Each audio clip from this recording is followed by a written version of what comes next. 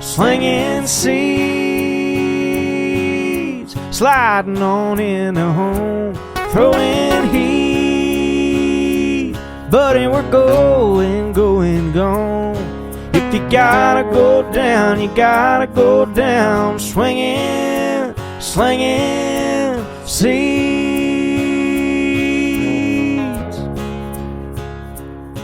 It's America's favorite pastime. Come on, let's have a good time, slinging seeds.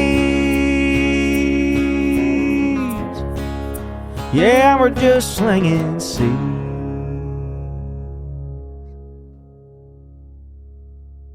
Good morning, everybody. Welcome to another week of Slinging Seeds. I'm your host, Kyle Evans. This is my co-host, Doug Adams, and our special guest today is our good friend, Xavier Turner.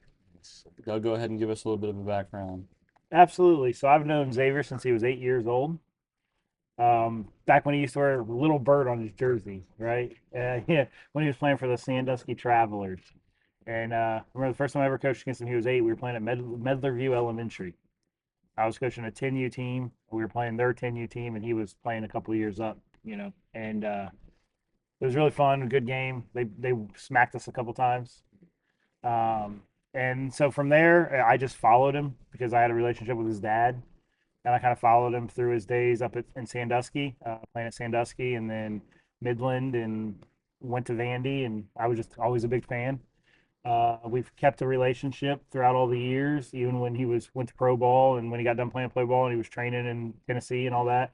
We kept a really good relationship. And, so he's one of the guys I love the most in this world. He's my guy. Yeah, I remember I've seen your name a few times, and then, now it's grown into, I would say you're one of my better friends. And it's good to have you in the building.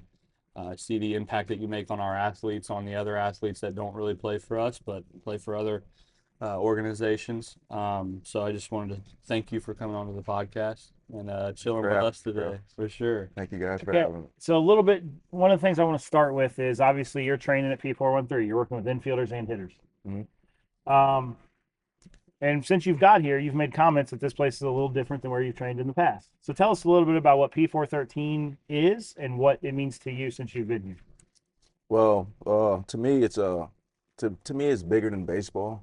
So first and foremost, just the name, the P413, the fact that it's a Christian-based organization, that right there is already, different from a lot of organizations. And then, like I said, it's bigger than the game of baseball, but it just feels like a family environment. Like everyone in here wants everyone to win. The kids are in here grinding, hungry. The parents are, good people. Like I said, it's just a family environment. And then, we're really focusing on the fundamentals and the training aspect of things, and not just trying to go out and get the better players. You know what I mean? But it's a one-stop shop here. You got Sam doing this thing. You got Juan with the pitching. You got Kyle, you, Frank. All of us are training and things like that. So it's just a one-stop shop. And then on top of that, you got softball. So it's everything you need is right here. But it's just different. Just like I said, it's just a family environment, and everyone in here wants everyone to win. And I haven't been around anything like that since Vandy, honestly. But just the environment. So.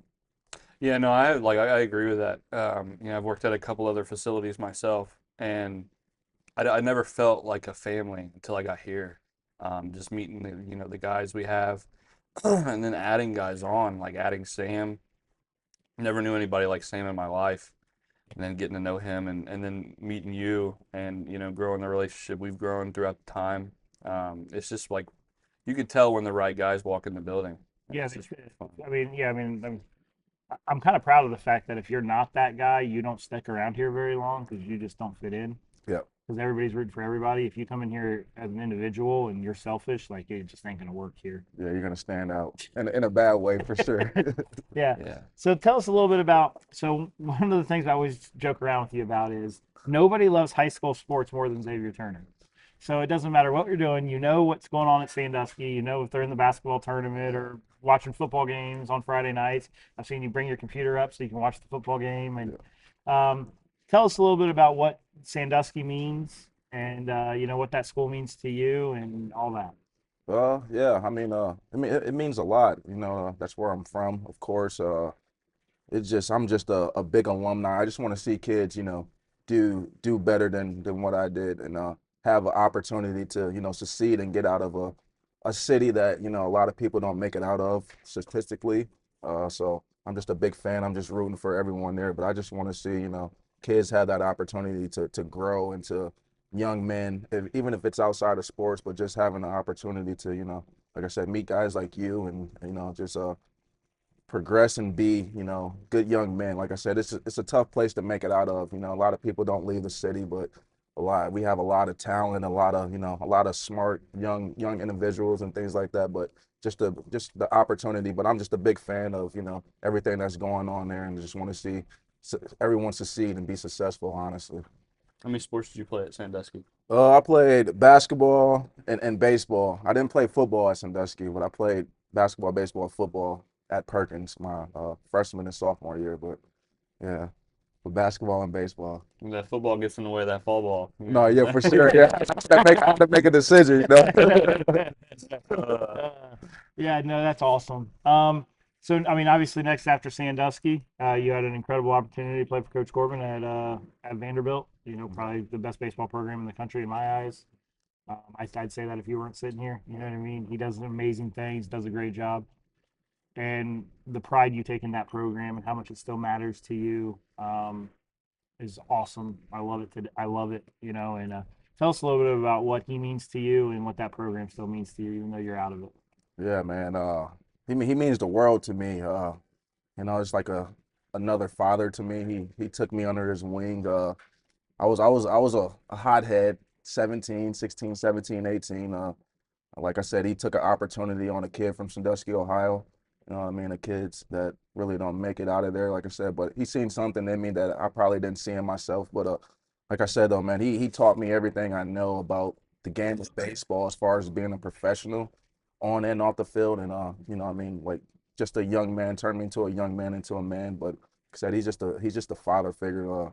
To me, he does everything right when it comes to baseball, just from building a team, from starting from the foundation, building up and things like that, to on the field thing, to teaching you how to be a professional off the field, to even like just being there still when you're, 10 years out of the program like myself and things. But like I said, he's just a big father figure to me. And the program means a lot, It's a lot of guys I still keep in touch with, like Walker Bueller and a couple of those guys, and you got Ro Coleman that's coaching and things on the staff still. So like I said, it's just another family environment. Like I said, I didn't feel anything until I got here. But like I said, it's just a family environment still to this day. Yeah, so we had the joy of traveling down to DC, and Walter Beatty had a lot of good things to say about you. Me and Ty played together in summer ball from like 14, and yeah, so Okay. yeah, no, yeah. Okay, so yeah, so tell us a little bit about like your teammates and stuff like that, about how the relationships with that, how that progressed. No, yeah. Like I said, I still keep in touch with some of the boys, but like I said, a lot of them are still playing in the league and things like that. So just nothing but love, and just want to see everybody be successful, whatever they're doing, and I'm pretty sure they want the same for me and things like that. But yeah, but like I said, I see Tyler just signed another contract to an overseas team, I believe. So like I said, it's with me, I just want to see everybody be successful and succeed, and like I'm their number one fans, you know what I mean? But it's all love. It's a brotherhood still to this day. But like I said, it's just all love. Oh, that's awesome. Yeah. So then, of course, you were fortunate enough to get drafted and go play in the Rangers system and had some success a little bit, right? Um, Tell us what that pro ball experience is like, because all the pro guys that I talk to, it's so much different than what you've done your whole life, right? It's a different game. Tell us a little bit about what you learned in the pro game when you were involved in that for a little bit of time. The biggest thing I learned, like it turns into a job. It's a I don't like to use the word grind, but if you don't love it, the game of baseball, it's a grind. So like for me, like I love the game of baseball, but I started to lose the joy and the passion for it. So I was falling out of love. So it became a grind, and it's long. It's just long. It's long. Like it's baseball from sun up to sundown. It's traveling on buses after just playing a 7 o'clock game, getting done at midnight, driving 12 hours on the bus, got to play the next day, get ready. So like it's definitely a grind. So like if you don't love the biggest thing for me, like if you don't love the game of baseball, if you just like it, it's gonna change how you feel about the game. That's what pro ball did to me. But like I said, I love the game of baseball, but I was falling out of love with like playing the game of baseball, and it just became a grind, and it was just long and long and long, and and the pay and things and stuff wasn't adding up to the grind. So it just became stressful for me. Then I had 2 surgeries in 3 years, so it was just like I said, it was just a grind, and I just made me kind of lose the passion for the game and things like that. But it becomes a business though, so like that's the biggest thing for me. So that's why I'm really big on teaching kids how to be professionals at a young age for when they get to the pro ball and things like how I did. It won't be a surprise. Like, you know what I mean? This is a business now, the politics and the things like just really big and being big on the things that you can control at a young age for you. When, like I said, when you get to those positions, it won't be a surprise and things like that. Yeah, you mentioned the youth aspect of the game like quite a bit. Tell us a little bit about P413 baseball. You're involved with us as well, with your 14U team. Tell us a little bit about your guys. Yeah, man. So I love the age, the 14U age. It's my favorite age. I think it's like my 6th or 7th year coaching at 14U. But it's a first year with a lot of these boys. Like I'm loving it so far. I love the challenge that these boys are. Everyone's coming from a different environment, a different background. Some are coming from rec ball, some play travel ball or whatever. But I love just how like everyone's merging together and then gelling together. Everyone's just really representing the P413 baseball. We're competing at a high level. I love each and every one of those boys. Honestly, there's a lot of upside, a lot of talent, and I'm just excited for the future with each and every one of those boys. I think they're really starting to buy in on like what we're trying to do. It's not about 14U ball; it's about college and what I mean, and professional ball. But getting them to that point, so I think they're starting to click that switch in their head and start to buy in with what we're trying to do as a program and things like that. Yeah, I think the cool thing about our program is, with how heavily involved we are. I've been with other, coached with other programs as well. I know that we're referencing that quite a bit, but I don't really remember the so much hands-on piece of being there every week and getting to see that development throughout in and out every week. And I remember exactly what we had in tryouts, and then seeing those guys where they're at now, it's just really cool to kind of see the fruitions of the labor kind of take place. Oh, definitely. So why do you like the 14U age? I just feel like that's the age where like you have to go one or the other way. Like you're either gonna be committed to this or you just baseball's not gonna be for you, which is fine. But I just feel like that's the first year on a big field, what I mean? Like kids, egos aren't really kicking in yet and things like that. But like I said, it's just that age. I feel like you're either gonna go one or the other way, and I feel like I just do a good job with pushing kids to get them ready for the next level and things like that. But uh, like I said, I'm just really big. I really just love that age group just because of like I said, you're either gonna go one or the other way. But yeah, it's just something about that age group I love. So I think one of the things you do best, I mean, outside of you give an incredible infield and hitting lesson, which you do, especially your hitting lesson is really, really, really good, is the mental approach to the game. That's probably what you do best. I love hearing you talk the game, talk to players about where their mindset is, all that stuff. Tell us a little bit about how you got so into that and a little bit about what you're trying to focus on when you're talking to athletes about the mental game. Yeah, I got into that just from not just going through, the SEC, playing in the SEC and not having success, trying to figure out, not really having anybody to lean on to talk to me about the mental side of the game. So I just had to learn and just deal with my own adversity. But like to me, baseball is like 98% mental. The other 2% is physical. That's why you have small guys like Jose Altuve that's hitting 30 plus bombs. But like if you're a beast mentally, if you're a dog mentally, I just feel like you're gonna be successful because like we call it a game of opportunities, right? But yeah, but like I said though, you're gonna fail more than you succeed in this game anyway. So it's just really that's why like you're just really big on building the mindset. But that's the difference also when I felt like when I got to pro ball, like everyone has skills, even at Vandy, everyone has the talent, like you're there for a reason, but it's the mindset that separates like a Dansby Swanson from, a kid like me, like why he's in the big league, just like the mindset and being a professional, honestly. But Yeah, so that's what I just had to deal with my own adversity. And I feel like if they get this, like if we're giving this to this kid at 8, 9, 10, 11, 12, 14, I didn't get that type of mindset and start thinking certain ways until I was, 22, 23 years old. So I feel like if they're getting that type of work and training right now at this age, like when they get to a certain level of baseball, they're already going to be,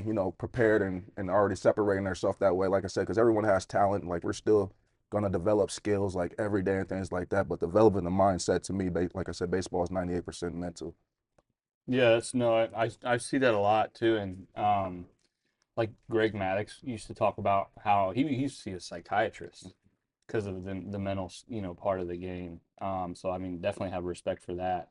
And I agree with Doug. I think that your lessons are really good. But I notice more of your vocal uh, teaching as well. That's what I love. I Yeah, love I think the vocal cues that you give them to be mentally where they need to be, right? Um, yeah, so I mean, I guess next is obviously you came to P413. You've been here for a short period of time.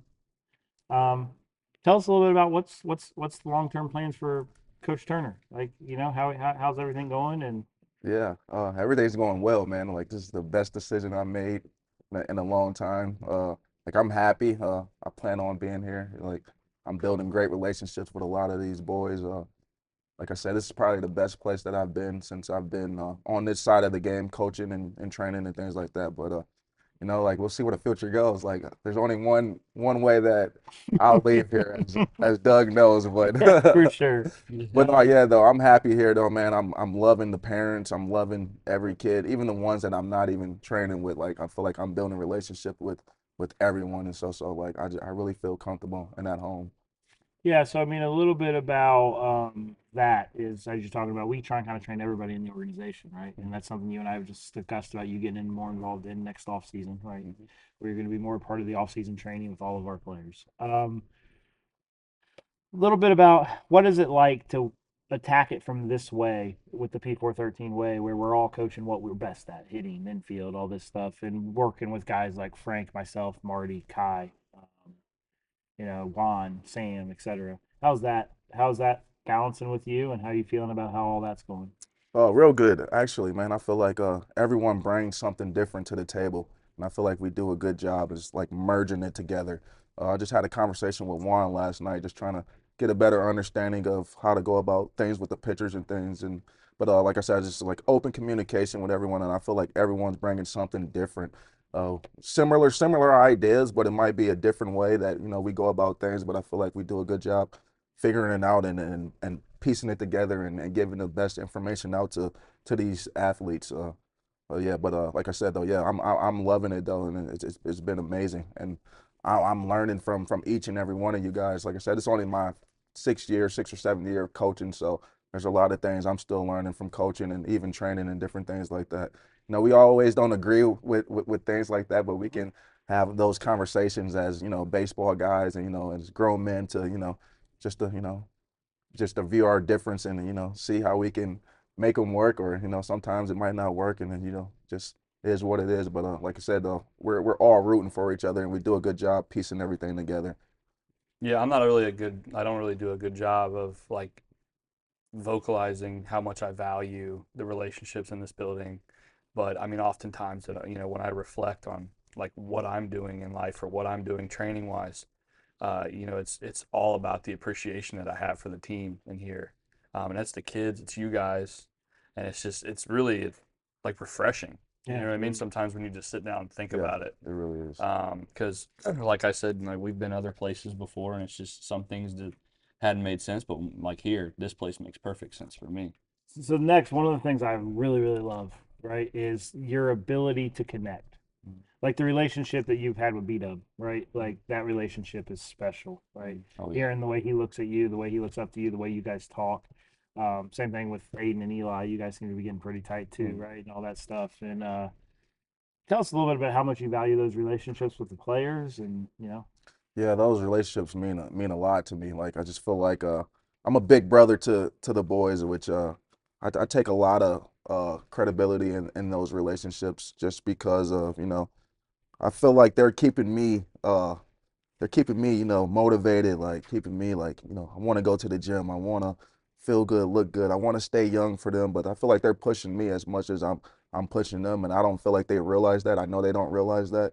I wouldn't realize that at the age of that they are and things like that. But like I said though, I feel like those relationships are actually like pushing me to be better and to give them more and to want to know more. And like I was talking to someone, one of my friends, but I was just telling them like doing lessons and actually like being in here and like is actually teaching me a lot more about hitting that I didn't know about and I wish I knew about, but it's just like they're actually teaching me a lot about the game and just a lot about this new generation. Like, things are different now, just even like the lingo, the way that they dress and stuff like that. Isn't So it I'm crazy? learning, yes, I'm learning a lot from them too, but try to stay young with them though. But those relationships mean a lot to me for sure. Yeah.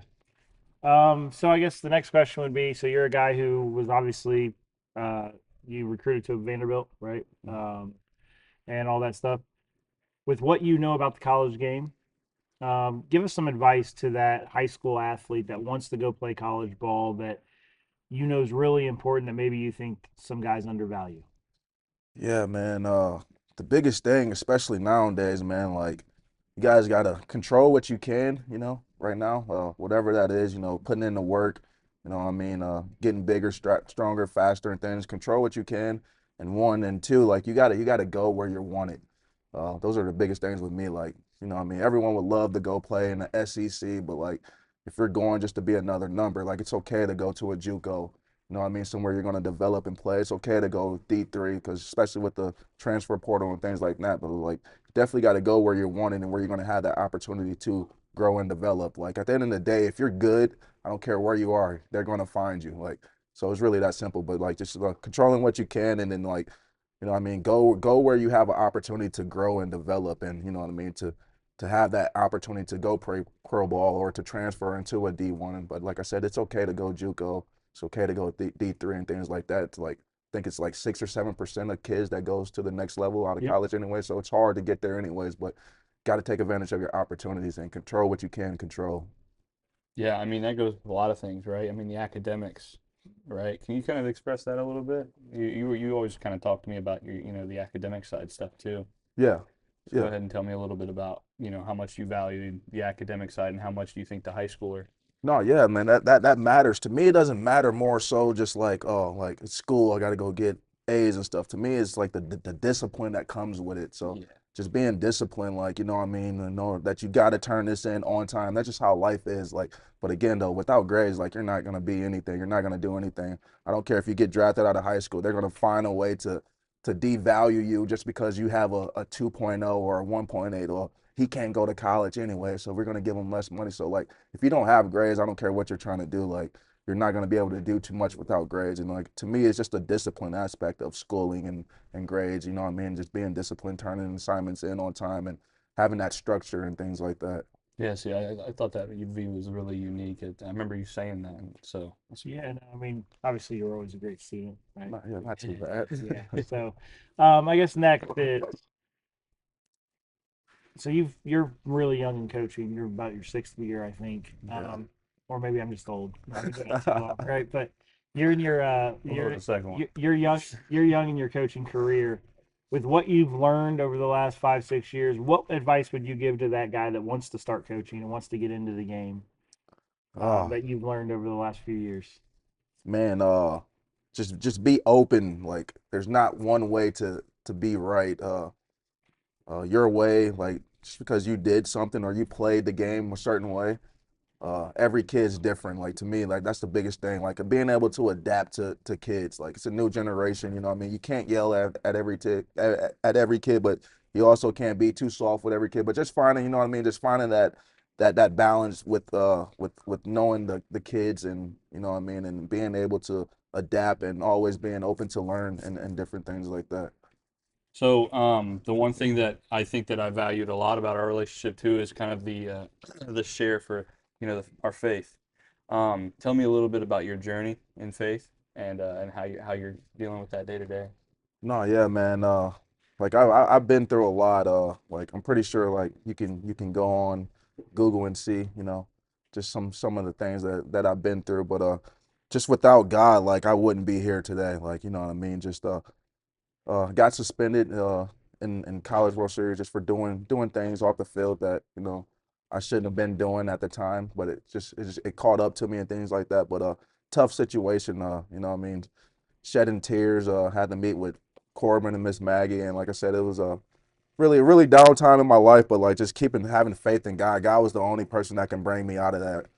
Like it was just me and him through that whole process and that journey. And like I said, without him, I wouldn't be here right now. But like I said, I feel like he brought me here to this Christian-based organization for a reason, and putting guys like you guys in my life for a reason. But you know, it's a struggle. It's not easy. You know what I mean? You go through things every day, but like just keeping that faith in God. Like there's just nothing that he hasn't brought me out of, and it's just like everything that he's brought me out of, it's hard for me not to have that faith even when things are going, I may be going through a little storm. So I'm owning up to the storms and the troubles that I may go through, because I know that it's going to get better with my faith in God and things like that. So I'm in a good space, and feel like I'm in a good space to lead kids and things, and like with you guys. So I'm learning a lot from you guys as well. You guys are pushing me to want to be a better man, better father, better significant other, better coach and things like that. So like I said, I'm in a great space with my faith and things like that.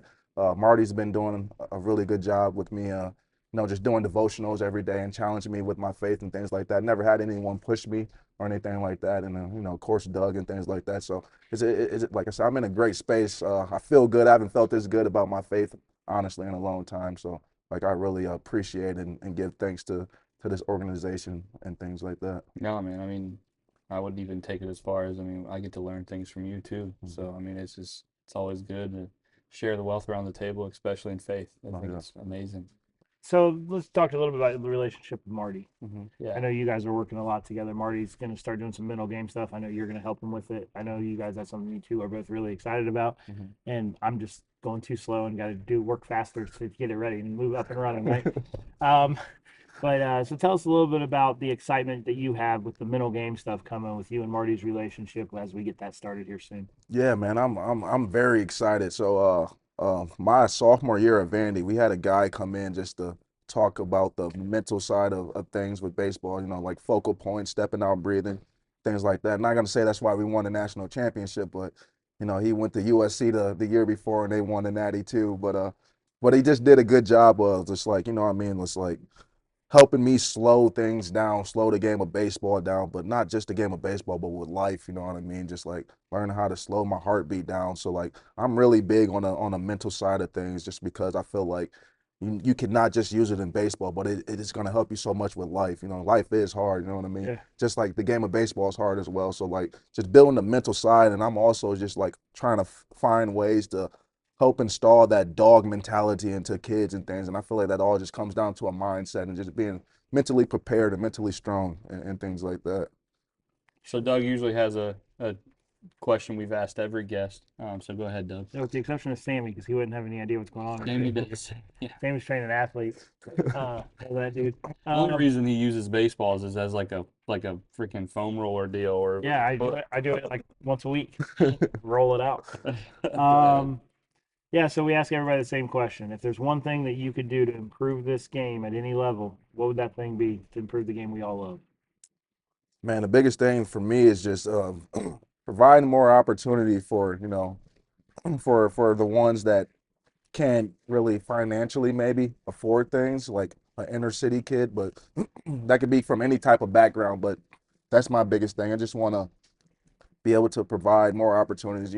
Baseball is expensive, man. Like, but it's a lot of talent. I feel like that gets overlooked just because they can't afford like a PBR event or things like that. But I just wish there was some way somehow that we can make things affordable for kids that can't financially or or even travel to get there and things like that. But just finding more opportunities for the youth that needs to be seen and things like that. Yeah, I like that. So, unfortunately, we were out of time. Xavier, I just wanted to thank you again, man. I really do appreciate you coming out, Thanks for hanging out having with me, us brother. this morning. So if you guys would like to see more stuff like this, make sure you follow us on YouTube, Spotify, and Apple. And to never miss a notification on our social media accounts, go ahead and follow us on Facebook, Twitter, and Instagram. All right, boys. Appreciate it. Appreciate you, man. Gives me an idea. It's America's favorite pastime. Come on, let's have a good time. Slinging seeds. Yeah, we're just slinging seeds.